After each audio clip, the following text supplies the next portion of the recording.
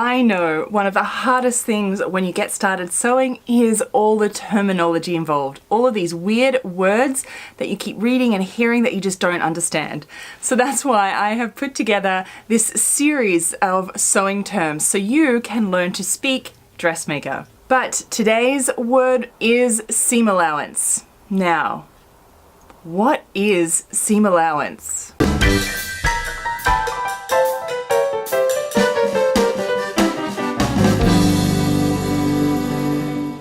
This whole series is brought to you by VintageSewingSchool.com. It is my very own online school where I teach new sewers just like you how to create your own fashion. So today's word we are looking at is seam allowance. Now, let's talk about seam allowance. The seam allowance is the fabric edge that extends beyond the stitch line of the seam. So let's explain. Now, if you need to know what a seam is, I have another video that I'll link up down, maybe up here somewhere and below. Now, your seam allowance is that amount of fabric that is left on the edge of the fabric beyond the seam. So this section here, so say your stitch line is down here and it's that sort of extra amount that is left on your seam. That is what you allow for the seam allowance. Now, the seam allowance could be all a little bit different. On most sewing patterns, you'll find that they are 1.5 centimeters or a 5/8 of an inch.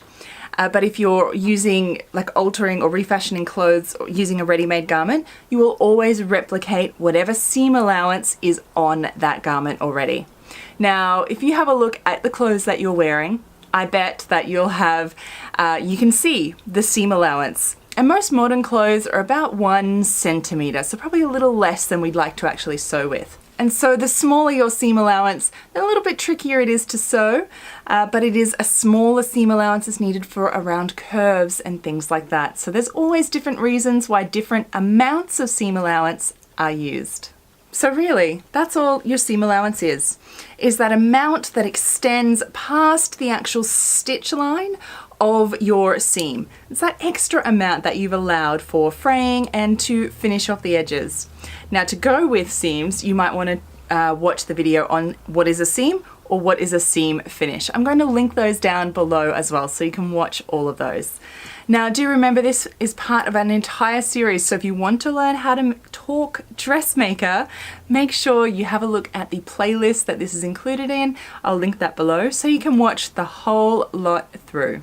And now that is it for this quick little sewing definition for you today. And until next time, bye.